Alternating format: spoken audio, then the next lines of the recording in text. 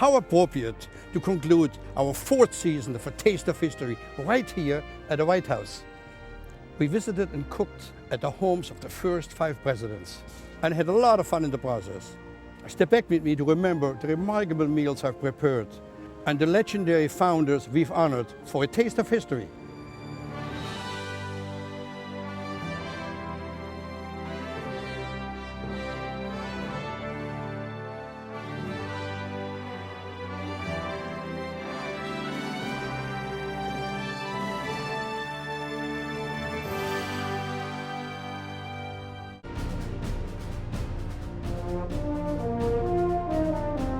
I have to admit, it is pretty special standing here in front of the White House to bring you that special episode of A Taste of History. Step back with me to remember the remarkable meals I've prepared. The task of nation building fell to our first 5 presidents, who established the principles that would inspire change around the globe. And their courage inspired my recipes. We're much in anticipation for that which you have to offer. Washington City was still being built during the time of our first president, but George Washington didn't mind. He wanted to be home at Mount Vernon.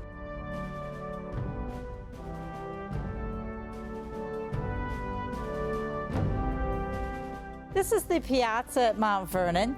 George Washington once described Mount Vernon as the most pleasantly situated estate in America. And when you're standing here, it's easy to see why. All around us are sweeping views of the Potomac River. In the Declaration of Independence, where Thomas Jefferson wrote of the inalienable right to life, liberty, and the pursuit of happiness, this is what George Washington had in mind, his life here at Mount Vernon on the Potomac. I stopped by to have tea with Martha. What time does the general normally get up on the day? Oh, he is a farmer, remember, and has always kept his farmer's hours. He's abed by 9 o'clock and generally up about 4. He'll leave our chamber quietly and tiptoe down the back steps to dress himself and shave himself in the study, just so I can rest a little longer. This is the bed on which George Washington died in December of 1799. He had been riding around his farms, as was his custom, and the weather was very raw and cold. He caught a chill. It was some kind of throat infection which effectively strangled him. For many people, this is the much-awaited centerpiece of their visit to Mount Vernon, the very site on which the great president died.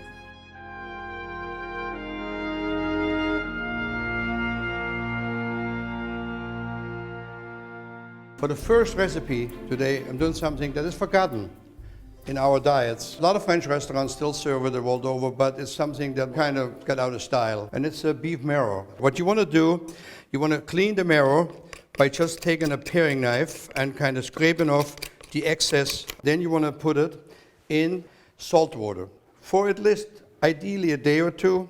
Change the water frequently. All you want to do, you stick the marrow on your roasting pan, nice coarse salt over it, and a good amount of pepper. And just imagine how many great meals were produced in these beehive ovens here during the heydays of the Mount Vernon estate. The oven should be, let's say, about 425 degrees, about 20 minutes. Spectacular. When you serve it, there's a couple of ways of doing it. One, for a nice presentation, just put it on a plate. I add a little bit more black pepper on it. Then, any kind of herbs will work. The chervil has a beautiful, beautiful aroma. Put this a little bit on top. Is when you take the anadama bread, or the cornmeal and molasses bread, you have the bread on the plate, and you take the marrow, and you spoon it right onto the bread. A little bit of coarse salt right on top. It's rich in calories, but tremendous amount of flavor. And it's just the way you'd had it. Now, in the 18th century, and even still today, where I come from in the Black Forest, people believe that marrow gives you the strength of the ox where it's from. Oh, it's sensational flavor. Having the capital named after you is a great honor, befitting a king, and many thought George should have been the king. Instead, our first president handed over power to John Adams, one of our most important founding fathers. We can only imagine how John and Abigail Adams felt as the first family to move in at 1600 Pennsylvania Avenue. In 1770, British soldiers fired upon Boston residents, killing 5 men. During the trial that followed the Boston Massacre, John Adams defended the British soldiers in court. Facts are stubborn things. He demonstrated colonial America's sense of fairness and his gifts of persuasion. They cannot alter the state of facts or evidence. Adams arrived in Philadelphia in 1774, representing Massachusetts at the Continental Congresses. In 1776, Adams and Jefferson together were placed on a committee to write the Declaration of Independence. Mr. Adams, you should write the Declaration. No, Mr. Jefferson, you must write. Jefferson is remembered as the author of the Declaration of Independence, but Adams' impassioned oratory on the floor of Congress made the case to adopt it. A decree has gone forth and cannot be recalled that a more equal liberty than has ever prevailed must be established in America. Hear, hear. John Adams may well be our most important founding father. His contributions over 50 years of service to his new country have only recently been appreciated. Adams' last words were, "Jefferson survives." Adams was wrong. Jefferson had died just hours earlier. Both authors of America's birth passed away on the same day, the 4th of July, exactly 50 years after their 1776 masterpiece. So the meal I'm making today is actually close to my heart because I had to make it many, many times. It's called a classical New England boiled dinner. But let me tell you something, the name doesn't do it justice, because what happens is it's quite an extraordinary dish. Today we have 3 proteins. We got fresh ham, we got big chickens, and we have brisket. In the 18th century, this would have been served for big events. Sometimes maybe a marrow bone, some tongue, some sausage. Matter of fact, when I worked in Italy, we used to serve the bollito misto on Sundays, and it would be all the different proteins in a warm cart, and you slice the table side. So it hasn't been forgotten, but it definitely has its roots at the 18th century. The one I'm making today, however, is a really festive dish that I'm sure at Adams' residency would have been served when visitors came or some big special events. Now I grant you, this dish can be intimidating, but try it anyway. So I'm going to put the brisket right over. I got my water on the stove getting hot, absolutely nothing in it. It's going to get a little salt and peppercorns, but right now I'm putting in some root vegetables, and there's no right, no wrong for that. Carrot, a little bit of onion, a little bit of leek, a little bit of celery stalk, and a little bit of celery root, a couple of cloves, right on top of the brisket. Takes about 1 hour and 45 minutes to possibly 2 hours, depending on the size of the brisket. The second protein I'm putting in the fire right now, it's a fresh ham that has not been pickled or cured, as you call it. And all this is going to get is an onion piqué, which is really just an onion with bay leaf. Lucky today we got some fresh bay leaves, which is actually more flavor. And all I'm adding in there is a couple of cloves to hold it in. So I'm going to put this right here. And I have some water. Good amount of salt. Remember, this is completely fresh, so uncured. You don't want to be shy on the salt. And then we put some pepper on top of there. Again, no shy on the pepper. I'm going to throw a couple extra bay leaves in the stock, and it goes in the oven. There we go. And that'll take about 2 hours to 2.5 hours. Next protein is the chicken. If you can get a stewing hen is the best. It has much more flavor. Or you can also get oven roaster. You can get in every supermarket. We tie this bird up, and the reason we want to tie it up so it looks very pretty later. Pick a thyme cavity, a little bit of parsley. There we go. A little bit of onion, a cavity, a little bit of leek. Tie it up. Here we go. Just roast it up like that. All right, here we go. Some more water on top. That's some serious cooking here. Just cutting up a couple of root vegetables, whatever you have, and I'm throwing this right on top of my chicken. Cabbage does not take a long time at all because you want to keep it a little bit al dente. I'm going to put this right in the fire behind me. Finish garnishing my boiled dinner. Some carrots, Brussels sprouts, parsnips, turnips. I have some leek, a bit of starch over it. And here you have it, my New England boiled dinner in tribute of John Adams. Brisket, chicken, ham, vegetable, potatoes, horseradish and beets. John Adams and Thomas Jefferson at times were rivals, but ended up as friends. Thomas Jefferson was America's Renaissance man, inventor, singer, statesman, and a spectacular gardener. Though I am an old man, I am ever but a young gardener. Well, I think that Jefferson's interest in gardening really arose from this wide-eyed curiosity. In this garden itself, you see this playfulness. Now, this was Jefferson's retirement garden between the age of 67 and 83. He'd come out here bent over, arthritic, and sow his peas year after year after year.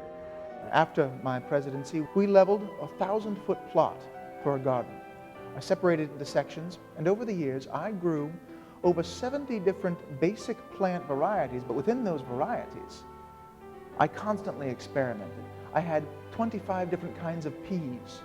I had over 30 kinds of beans. I worked very hard to try to introduce new kinds of plant species into America.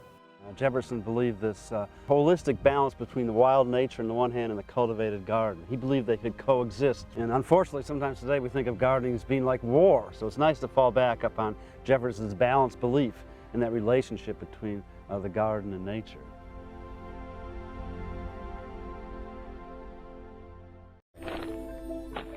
Breaking in a new stove is always an exciting thing, but breaking in a stew stove from the 18th century and Thomas Jefferson recreation is so you don't get that chance very often. No, this is history's been made. That's right. Today. What we're going to prepare is Mary Randolph's very simple recipe for mushrooms. And she shared her cookbook with Thomas Jefferson, and he remarked on it and had a copy of it in his library. And this is such a simple accompaniment to any wonderful dinner, and it is literally mushrooms sautéed very lightly. With all the French recipes and the techniques, this stove was an essential part of this kitchen. Yes, if you had the right kind of trivet, you could put that pan high enough for the slightest heat for a cream or other kind of very delicate presentation. She says to put the mushrooms in, lightly strew them was the wonderful word, with salt, mix brown flour and butter. Yeah, a little shot there. Oh, yeah. And now we're going to add our brown butter flour. And we're going to stir it up. The dishes of plated food could be then taken Beautiful flavor. Up the underground all-weather passage to be further plated and go up to the dining room. You can garnish it with a sprig of something, whatever you like. Piece of green is always Yeah. lovely. You want some parsley from the garden? Yes. Dr. Sorensen, thank you very much for making our visit so special here to Monticello. You're very welcome. James and Dolley Madison lived just a few miles away from Monticello. At their estate, Montpelier. It was in Montpelier that we recreated one of the most celebrated events in Washington, Dolley Madison's squeeze parties.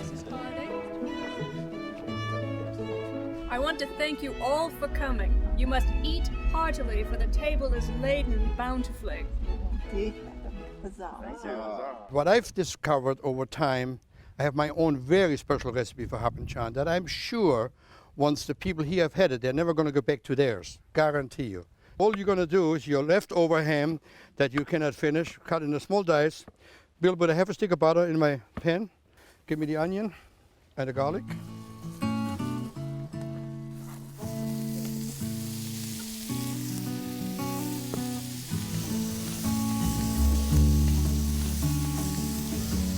I will obviously admit that this particular recipe is not for everybody, especially not on a small budget, because I have about 3 pounds of Virginia ham in there. But it's not about cost, it's about flavor. You see the black-eyed peas? Look at that, how beautiful is that? And Bill, you want to reach me the rice pilaf? So now what I'm doing, what you see, I put a liquid into it, I let it cook down. Remember, when you make this dish, you want to be very careful because the ham is salty, even so it's soaked for a long time. That maintains a lot of salt. As I said, I made my rice pilaf already. All I do, I put a little bit of ham in the pilaf too, not a lot. All right. Chef Bill is prepping me some thyme and a little bit of pepper.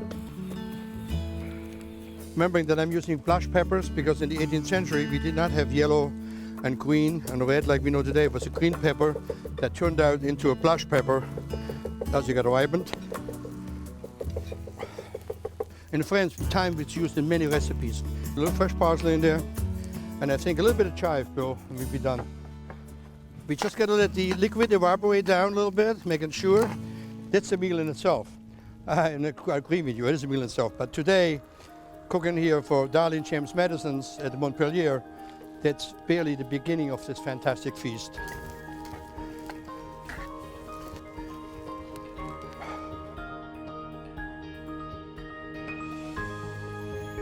Walter, it's a pleasure to welcome you and a taste of history to James Madison's Montpelier. My honor to be here. So Michael, why is Montpellier located so centrally in this unbelievable historical area of Virginia? Well, I think there's so much here, and I think an important part for Madison is the view from his own home.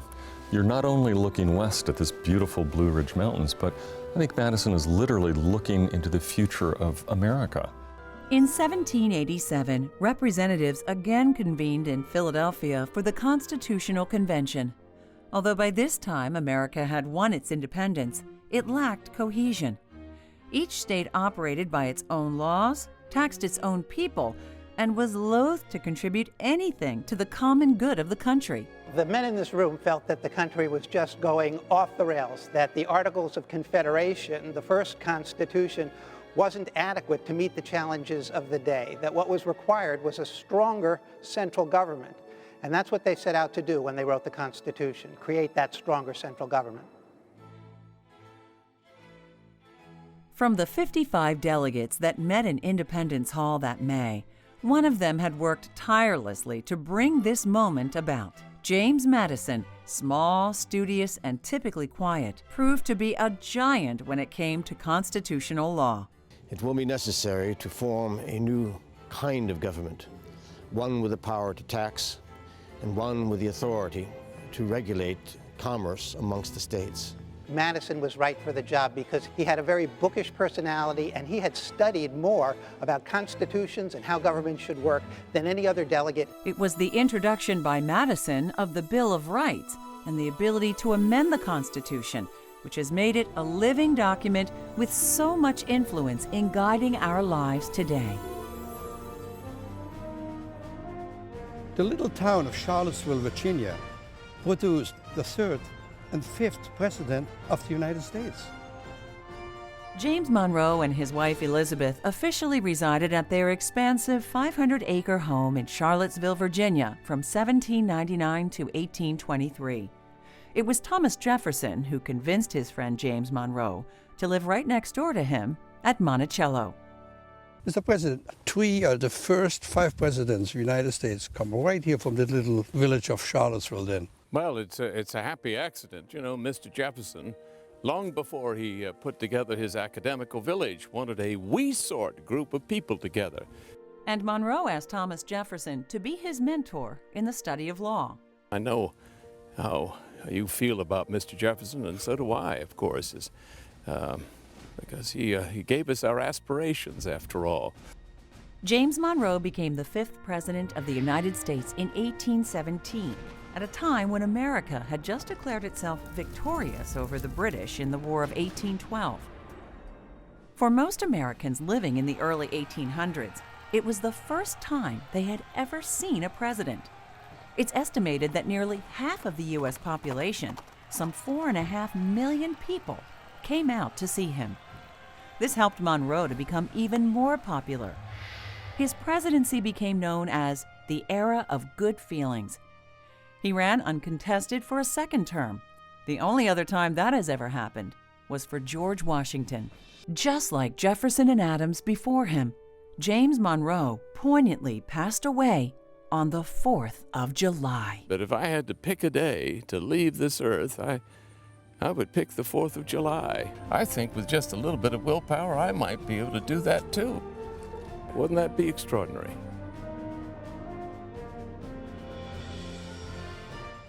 Our recipe is a deep-fried lake perch. Quite an interesting little recipe from the 18th century. When I did my research on this recipe, interesting enough, salilan croutons was many times served with fried fish.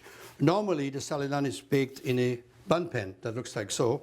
For this recipe, however, you want to shape it in a pullman, what we call a pullman shape. Take the side off. We're going to go over to the fire. My lard is already nice and hot, and we're going to fry it up really quick. Beautiful fireplace, I tell you. We want to cook them kind of not too hot, this perfect temperature right now, but to make sure they get nice and brown, like you see me having it here. It's perfect. Salilan is a brioche, so it will color really quickly. We'll let those croutons rest for a little bit while I'm concentrating on my fish. This happens to be what I call a white lake perch. It's a beautiful fish. All you really want to do is just take the fins off. You leave the tail on, but you want to just cut a little short. Then you want to penetrate the skin. We do it like once across, and you go across one more time, so that the marinade can go inside and get the flavor into the fish. A little bit of lemon juice on here. Worcestershire sauce, a little bit.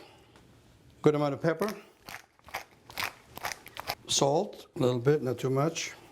You take a little bit ketchup, really a fish sauce originating from Malaysia, and very popular in 18th century cooking. You want to take those fish and very, very gently, but a lot of flour you want to pack on there. You want to fry them until they're golden, golden, golden brown. I want to put the fish in my oil.